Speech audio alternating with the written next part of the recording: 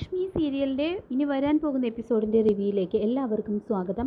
അങ്ങനെ കമലേശ്വരത്തെ എല്ലാവരെയും ഒന്നടങ്കം ഞെട്ടിച്ചുകൊണ്ട് കണ്ണൻ തൻ്റെ സ്വത്തുക്കളെല്ലാം മഹിയുടെ പേരിൽ എഴുതി വയ്ക്കാൻ പോകുന്നു എന്ന് പ്രഖ്യാപിച്ചുകൊണ്ട് ശത്രുക്കൾ ഒരിക്കലും പ്രതീക്ഷിക്കാത്ത ഒരു തിരിച്ചടി തന്നെയാണ് നൽകുന്നത്. കണ്ണൻ്റെ ആ തീരുമാനം കേട്ട് ഉണ്ണിയും കരുണയും ദുർഗയെല്ലാം അക്ഷരാർത്ഥത്തിൽ ഞെട്ടുകയും ചെയ്യുന്നുണ്ട്. കമ്പനി മാത്രമല്ല, ഈ കമലേശ്വരം തറവാടും ഇയാളുടെ പേരിലാക്കി മാറ്റാനുള്ള ഒരു തീരുമാനം ഞാൻ എടുത്തു കഴിഞ്ഞു. എൻ്റെ ഈ തീരുമാനം അറിയിക്കാനാണ് മഞ്ജു ഉൾപ്പെടെ നിങ്ങളെല്ലാവരെയും ഞാൻ ഇന്നിവിടേക്ക് വിളിപ്പിച്ചത് എന്നും നിങ്ങളൊക്കെ പലപ്പോഴായിട്ട് പലതും എന്നെയും ഇയാളെയും വേർപിരിക്കാനായിട്ട് ചെയ്തിട്ടുണ്ടെങ്കിലും അതെല്ലാം ഞാനും ഇയാളും ക്ഷമിക്കുകയായിരുന്നു. രണ്ടാനമ്മയാണെങ്കിലും സ്വന്തം അമ്മയായിട്ടാണ് ഞാൻ ഇവരെ കണ്ടത്. പക്ഷേ എൻ്റെ മനസ്സിൽ സ്നേഹം തല്ലിക്കെടുത്തുന്ന കാര്യങ്ങളാണ് കഴിഞ്ഞ കുറച്ച് ദിവസങ്ങളായിട്ട് ഇവിടെ നടന്നുകൊണ്ടിരുന്നത്. പിന്നെ ഉണ്ണി ഇവനും ആഗ്രഹിക്കുന്നതിനേക്കാൾ കൂടുതൽ ഞാൻ ഇവന് കൊടുത്തിട്ടുണ്ട്. നിങ്ങളുടെ ആരുടെയും ഒരാഗ്രഹവും ഇതുവരെ ഞാൻ സാധിച്ചു തരാതിരുന്നിട്ടില്ല. എൻ്റെ കല്യാണത്തിന് മുൻപ് നിങ്ങൾ എന്നോട് കാണിച്ചതെല്ലാം കപട സ്നേഹമായിരുന്നു എന്നുള്ള കാര്യം ഞാൻ തിരിച്ചറിയുന്നുണ്ട്.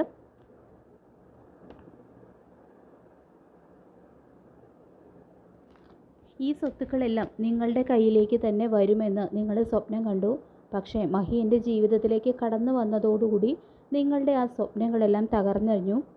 അവിടെയാണ് നിങ്ങളുടെ കണക്ക് കൂട്ടലുകളെല്ലാം തെറ്റിയത്. നിങ്ങളൊക്കെ കരുതിയത് പോലെ ഇയാൾക്ക് സ്വത്തിനോടോ പണത്തിനോടോ ഒന്നും യാതൊരു ആർത്തിയുമില്ലാത്ത കൂട്ടത്തിലാണ്. അങ്ങനെയുള്ളപ്പോൾ എൻ്റെ സ്വത്തുക്കൾ ഇയാളുടെ കൈകളിൽ തന്നെയാണ് എത്തിച്ചേരേണ്ടത് എന്നെനിക്ക് തോന്നി. നിങ്ങളെക്കാളൊക്കെ എൻ്റെ ഈ സ്വത്തിന് ഏറ്റവും അർഹതപ്പെട്ടത് മഹിയാണ്. പിന്നെ മറ്റൊരു കാര്യം കൂടി ഞാനിപ്പോൾ നിങ്ങളോട് പറയാനായിട്ട് ആഗ്രഹിക്കുന്നു. ഉണ്ണിയും പിന്നെ അമ്മാവനും ഇനി എൻ്റെ കമ്പനിയിൽ ഉണ്ണിക്കും പിന്നെ അമ്മാവനും എൻ്റെ കമ്പനിയിൽ ഇനി ജോലി ഉണ്ടാവില്ല. കമ്പനിയുടെ പൂർണ്ണമായിട്ടുള്ള അധികാരം ഇനി മുതൽ മഹിക്കായിരിക്കും. ഉണ്ണിക്കും അമ്മാവനും പകരം നല്ല എഫിഷ്യൻ്റ് ആയിട്ടുള്ള ജോലിക്കാരെ കമ്പനിയിൽ നിയമിക്കാനാണ് ഇയാളുടെയും എൻ്റെയും തീരുമാനം. അതിനെ ഞാനും അനുകൂലിക്കുകയാണ്.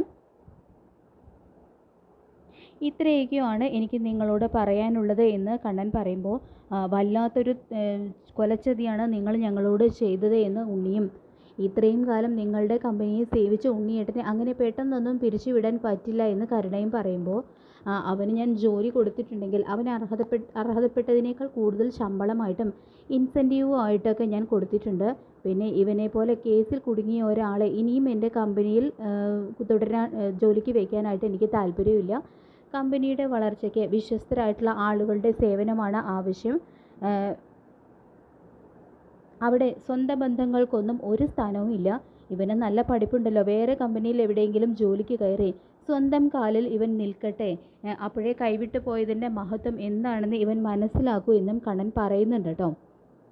ഇതേ സമയം ദുർഗ പറയുന്നുണ്ട്, എങ്കിലും കണ്ണാ, നിന്നിൽ നിന്നും ഇങ്ങനെയൊരു തിരിച്ചടി ഞങ്ങൾ ഒരിക്കലും പ്രതീക്ഷിച്ചില്ല എന്ന് പറയുമ്പോൾ, ഇത് പെട്ടെന്ന് ഉണ്ടായ ഒരു തീരുമാനമല്ല എന്നും ഞാനും ഇയാളും കൂടി കഴിഞ്ഞ കുറച്ച് ദിവസങ്ങളായിട്ട് എടുത്ത ഒരു തീരുമാനമാണ്.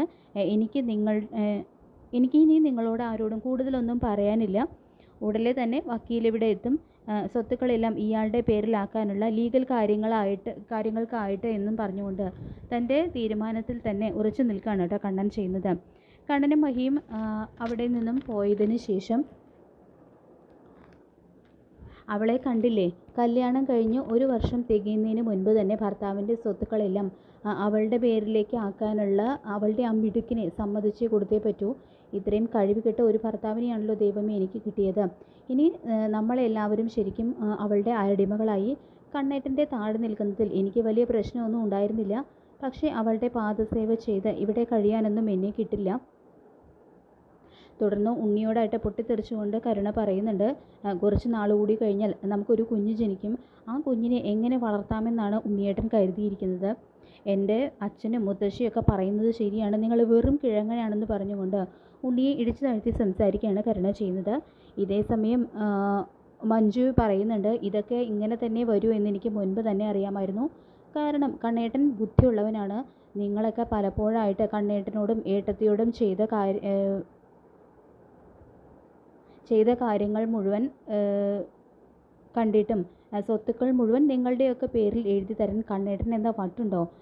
കണ്ണേട്ടനെ ചൊടിപ്പിക്കാതെ സ്നേഹിച്ച് കൂടെ നിന്നിരുന്നെങ്കിൽ എന്തെങ്കിലുമൊക്കെ കണ്ണേട്ടൻ തരുമായിരുന്നു എന്ന് മഞ്ജു പറയുമ്പോൾ, നിനക്കും അവൻ ഒന്നും തന്നില്ലല്ലോ എന്ന് ദുർഗ ചോദിക്കുമ്പോൾ, ഞാൻ പലതവണ പറഞ്ഞു കഴിഞ്ഞു, എനിക്ക് സ്വത്തിനോടും പണത്തിനോടൊന്നും ഒരു ആർത്തിയും ഇല്ല.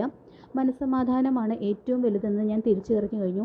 അതിലും വലുതല്ല കോടിക്കണക്കിനുള്ള സ്വത്തും സൗകര്യങ്ങളും എന്നും മഞ്ജു തുറന്നടിക്കുന്നുണ്ട് കേട്ടോ. അതിനുശേഷം കണ്ണനാണെങ്കിൽ മഹിയോട് മഞ്ജുവിൻ്റെ മാറ്റത്തെക്കുറിച്ച് പറയുന്നുണ്ട്. അപ്പോൾ അത് കേൾക്കുന്നത് മഹിക്ക് ഒരുപാട് സന്തോഷമാവുന്നുണ്ട്. തുടർന്ന് അവൾക്ക് പൈസയുടെ എന്തെങ്കിലും ആവശ്യമുണ്ടോ എന്ന് ഞാൻ അവളോട് ചോദിച്ചിരുന്നു. അതിന് മനസ്സമാധാനമാണ് ഏറ്റവും വലുതെന്നാണ് അവൾ മറുപടി പറഞ്ഞത്. അങ്ങനെ മേഘനെ വിവാഹം കഴിച്ചു എന്നൊരു തെറ്റ് മാത്രമേ എൻ്റെ പെങ്ങൾ ചെയ്തിട്ടുള്ളൂ. അതിൻ്റെ പേരിൽ അവൾ ജീവിതകാലം മുഴുവൻ ദുഃഖിക്കുന്നത് എനിക്ക് കാണാൻ വയ്യ മഹി. അതുകൊണ്ട് ഞാനൊരു തീരുമാനം എടുത്തു കഴിഞ്ഞു. നമ്മുടെ ജുവലറിയുടെ മേൽനോട്ടം മഞ്ജുവിനെ ഏൽപ്പിക്കണം. മഞ്ജുവിന് അത്യാവശ്യം നല്ല പഠിപ്പുണ്ട്. അതുമാത്രമല്ല പകൽ മുഴുവൻ മേഘൻ്റെ വീട്ടിൽ കഴിയുന്നതിൻ്റെ വിരസതയും ഒഴിവായി കിട്ടും. എന്നോട് പറയാനുള്ള മടി കൊണ്ടാണെന്ന് തോന്നുന്നു മേഘൻ്റെ ചുറ്റികളെ കുറിച്ച് അറിഞ്ഞിട്ടും അവൾ അതിനെ ഒന്നും തുറന്നു പറഞ്ഞില്ല. കാരണം അവളുടെ ഒറ്റൊരാളുടെ വാശിയിലാണല്ലോ ഈ വിവാഹം നടന്നത്. അതുകൊണ്ട് കമലേശ്വരം ജ്വല്ലറിയുടെ മേൽനോട്ടം മഞ്ജുവിനെ ഏൽപ്പിക്കാൻ തന്നെ ഞാൻ തീരുമാനിച്ചു കഴിഞ്ഞു. സ്വത്തുക്കളെങ്ങാനും ഇപ്പോൾ മഞ്ജുവിൻ്റെ പേരിൽ നൽകി കഴിഞ്ഞാൽ അതെല്ലാം മേഘൻ കൈക്കലാക്കും. അതുണ്ടാകാൻ പാടില്ല. അവൾക്ക് ജോലി ചെയ്യുന്നതിൻ്റെ നല്ല ശമ്പളവും കൊടുക്കാം. എന്താ തൻ്റെ അഭിപ്രായമെന്ന് കണ്ണൻ ചോദിക്കുമ്പോൾ, മഞ്ജുവിൻ്റെ കാര്യത്തിൽ നല്ലൊരു തീരുമാനം തന്നെയാണ് കണ്ണേട്ടൻ എടുത്തത്. അവൾ എന്തായാലും മേഘൻ ഒരു ചതിയനാണെന്ന് തിരിച്ചറിഞ്ഞു കഴിഞ്ഞല്ലോ. നമുക്കതുപോലെ കണ്ണേട്ട എന്ന് ചോദിക്കുന്നുണ്ട് കേട്ടോ മഹി. അങ്ങനെ നമ്മുടെ മഞ്ജുവിനെ കമലേശ്വരം ജ്വല്ലറിയുടെ മേൽനോട്ടം കണ്ണൻ ഏൽപ്പിക്കുന്നുണ്ട്. അപ്പോൾ ഇതറിയുന്ന മഞ്ജു ആണെങ്കിൽ വലിയൊരു സർപ്രൈസ് ആവുന്നുണ്ട് കേട്ടോ മഞ്ജുവിനത്. കണ്ണേട്ടൻ എനിക്ക് വേണ്ടി വലിയൊരു കാര്യമാണ് ചെയ്തത്. ഇങ്ങനെ ഒരു മാറ്റം ഞാനും ആഗ്രഹിച്ചിരുന്നു. കണ്ണേട്ടനോട് തീർത്താൽ തീരാത്ത നന്ദിയുണ്ട്. ഞാൻ ഒരുപാട് കാര്യങ്ങളൊക്കെ കണ്ണേട്ടനെ ദ്രോഹിക്കാൻ നോക്കിയിട്ടും കണ്ണേട്ടൻ അതൊന്നും മനസ്സിൽ വെക്കാതെ എനിക്ക് വേണ്ടി ഇത്രയും നല്ലൊരു കാര്യം ചെയ്തല്ലോ എന്നെല്ലാം പറഞ്ഞുകൊണ്ട് മഞ്ജു കണ്ണന് മുന്നിൽ ക്ഷമാപണമൊക്കെ വീണ്ടും നടത്തുന്നുണ്ട്. അപ്പോൾ ഇത് കേൾക്കുന്ന കണ്ണൻ പറയുന്നുണ്ട്, ഇതിന് നന്ദി പറയേണ്ട കാര്യമൊന്നുമില്ല മഞ്ജു, ഇത് ഞാൻ നിനക്ക് തരുന്ന ഒരു സർപ്രൈസായിട്ട് ഒരു സമ്മാനമായിട്ട് കൂട്ടിയാൽ മതി എന്ന് കണ്ണൻ പറയുന്നുണ്ട്. നിനക്ക് നല്ലൊരു ശമ്പളവും ഞാൻ തരുമെന്നും കണ്ണൻ പറയുന്നുണ്ട് കേട്ടോ. അങ്ങനെ മഹാലക്ഷ്മി സീരിയലിൻ്റെ വളരെ നല്ല എപ്പിസോഡുകളാണ് ഇനി അങ്ങോട്ട് വരാനായിട്ട് പോകുന്നത്. അപ്പോൾ ആ എപ്പിസോഡുകൾക്കായിട്ട് നമുക്ക് വെയിറ്റ് ചെയ്യാം. ഈ റിവ്യൂ ഇഷ്ടപ്പെട്ടെങ്കിൽ ലൈക്ക് ചെയ്യുക, ചാനൽ കൂടി ഒന്ന് സബ്സ്ക്രൈബ് ചെയ്ത് സപ്പോർട്ട് ചെയ്യുക. താങ്ക്